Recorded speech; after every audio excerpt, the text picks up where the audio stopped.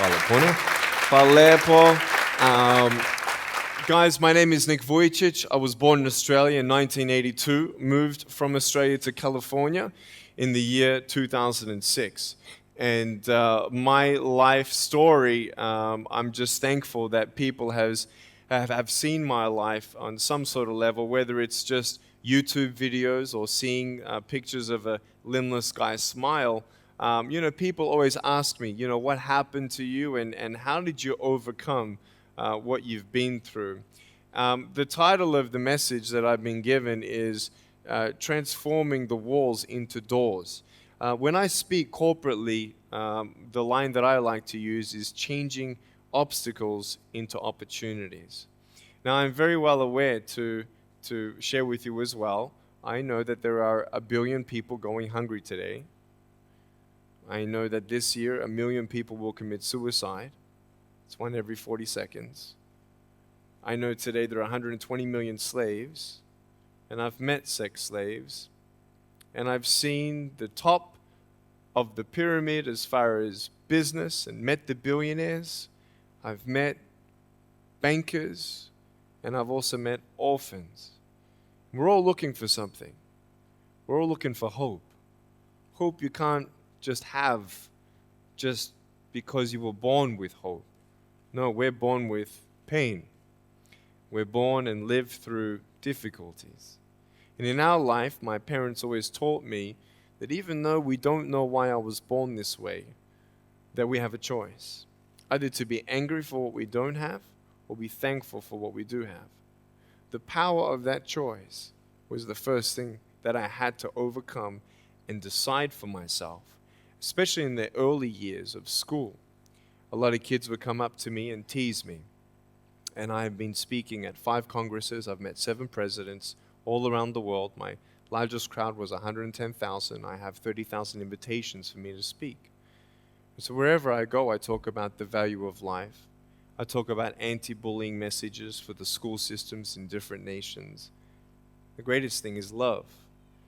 When we feel like we don't have enough love and we don't have enough hope, we start losing strength to live. For me, in my life as a child, I had a big wall. I was surrounded by 4 walls and a low ceiling of opportunity.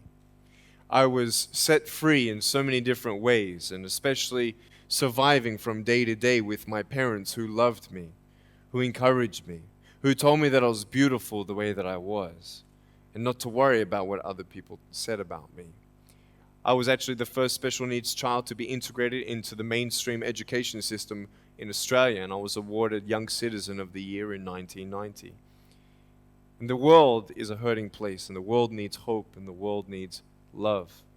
Without hope, we feel like, why are we here? Well, brokenness. Here's mine. Today, I still have no arms, no legs.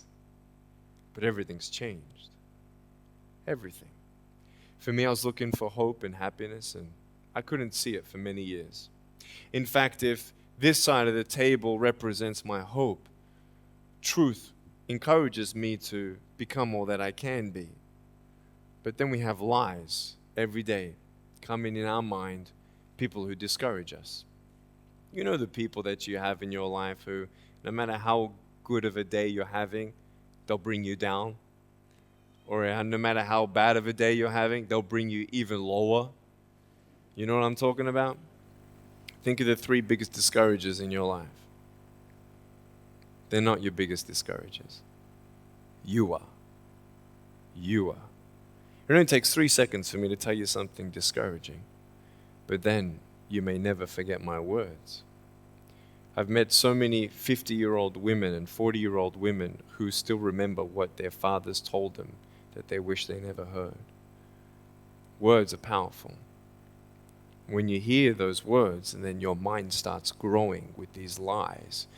Nick, you're not good enough. Nick, just give up. Nick, you're never going to get a job. You won't get married. You can't even hold your wife's hand. What kind of a father are you going to be if you can't even pick up your kids when they're crying? You're alone. Sure, your parents hug you, but their hugs can't heal you. Just give up. Just give up. Just give up. Just give up. Just give up. At age 8, I thought that I should commit suicide. Why? Because I didn't have hope. I thought I didn't have hope. Today you can see that I had hope. What's the word? Believing in something you do not see. Faith. Words can only do so much. Hugs can do much more than words. But when hugs can't do anything, that's where faith kicks in. For me, words and hugs were not enough, but I had no faith. So I tried to give up. At age 10, tried to drown myself in 6 inches or 15 centimeters of water in my home. I told my dad I just wanted to relax, but really, I wanted to end my life. I had enough. Dosta mi a bio. Okay. The first 2 times I rolled over, I was trying to work out how much air I hold in my lungs before I let it out. And the 3rd time, in my mind, knowing that I wanted to get out of here because of the bullying in my life, because I was going to be a burden to my parents and I had nothing to look forward to, I realized at that moment that if I actually went through with committing suicide, I would leave a greater burden for my parents than they already had. So there was one thing less hopeful or more burdensome than having a child without limbs. What is it? A child without limbs who gives up. So when I saw in my mind my mom and my dad and my brother crying at my grave if I went through with it, that one thought saved me. If my parents never told me that I was beautiful the way that I was, if my parents never told me that I was special and that I was loved, I wouldn't be here today. So I encourage every single parent who tries their best to encourage their teenagers, especially in the West. Many teenagers put a do not disturb sign on their door. I'm sure, the conversations all around the world between a parent and a teenager. How was school? Fine. What'd you learn? Nothing. Did you do your homework? No. And that's the conversation for the day. And when you try to tell your children that they're beautiful, so of course I'm beautiful. I'm your son. I'm your daughter. Of course you're going to say that. But they're right. Every single human being has value, and my value is not determined on how I look or what job I have or where I'm from, where I was born, how much money. All that stuff is nothing. So many teenagers, tease each other for how we look, and I tell the teenagers, do you think that I'm cool enough to be your friend? They're like, yeah, of course. I said, but I have no arms, no legs. And they said, doesn't matter. I said, really? So it doesn't matter that I have no arms, no legs? I said, no, it doesn't matter. I said, then actually, if it doesn't matter, then why do we kill each other with our words if it actually doesn't matter? Why do we look ourselves in the mirror and see ugly instead of valuable? I want to ask you today, what are you looking for? If I gave you $1 billion, would you be happy? If you gave me $1 billion, I'd be very happy. But then if my mum dies tonight, am I happy? No. With all the money in the world, I'll never be happy. Why? Because money is something that cannot heal the soul. So many teenagers are looking for love, which love does heal the soul. Love does complete the soul. But even sex before marriage, I was a virgin before I got married. Yeah, I've got a gorgeous wife. We're pregnant with our first son. And I don't need hands to hold her hand. I only want to hold her heart. And how am I going to hug my kids? So many kids, they come up to me. It's amazing. They put their hands behind their back and hug me with their neck.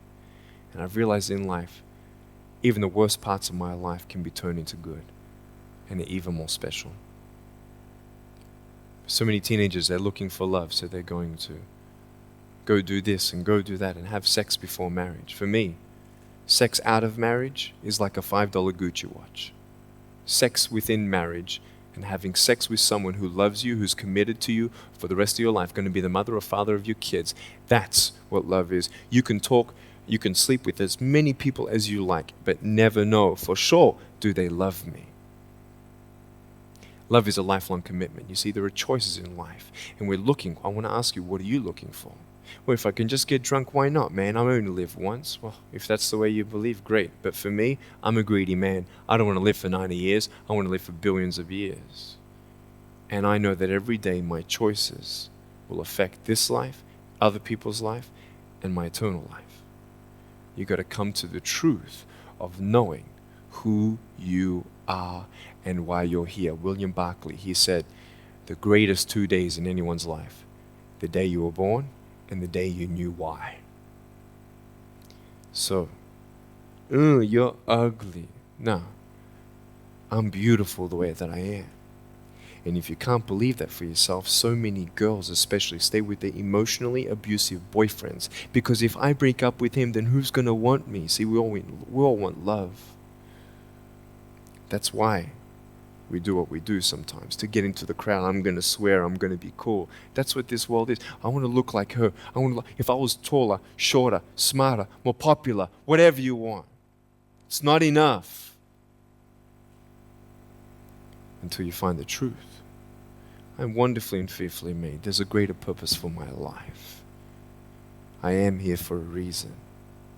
Sure, I didn't get a miracle. Yeah, I believe in a God who can do miracles, and I have a pair of shoes in my closet. Why? I've seen blind people seeing and deaf people hearing. That's fine if you don't believe me. I got it on camera. But I realized something. If God doesn't change my circumstance, He's going to use my life to be a miracle for someone else. When you don't get a miracle, you can still be a miracle for someone else. I'm going to close off with this beautiful story. I was in Southern California. I have two organizations. I have a non-profit organization and I have a for-profit. I probably spoke between years 2007 and 2010, 1,000 times, 600 flights. And I've spoken to 4.5 million people face to face. In the last 48 hours here in Serbia, we've reached 5 million through media. So, we have the heart of people to love others. We want people to love each other, love yourself, dream big, and never give up. We're all looking for hope, aren't we? What are you looking for? Money, drugs, sex, alcohol, pornography, fame, fortune never satisfies. It's never enough. But I've come to a peace. So check this out. When I'm 24 years old, 5-6 years ago, I was in California. And I never met anybody else like me. When I was 10 years old, I wish I would have met somebody like me. Never did. Didn't get that miracle. But at 24, in California, I saw a little boy with no arms and no legs, 19 months old, just like me. I knew he was going to be bullied. I knew he was going to go through depression. I knew he would feel alone. I knew that he would get worried if he's ever going to have a girlfriend, and so on and so on. I got the father to bring him up on stage in front of 2,000 people. And everyone was crying. And it was a materialization of when you don't get a miracle, you can be a miracle for someone else. I am not a superhero. I go through ups and downs. So do you. But take one day at a time. And if you haven't found that peace of knowing who you are and why you're here, and where you're going when you're not here, for me, I want you to know that's how I've overcome. I don't have any walls. My book's called Life Without Limits. And what will be, will be. I've acted in a short film, 30 awards. I got Best Actor in a Short Film. I've done my own music video.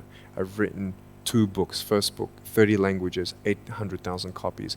I'm 29, and we know 1 billion people know who I am. Not to bring up my pride or my name or my status, trust me, I'm just like you. But I hope you are inspired to know that if I can dream big, then so can you. There are no walls. Find your peace, and you'll make your walls doors. Thank you so much.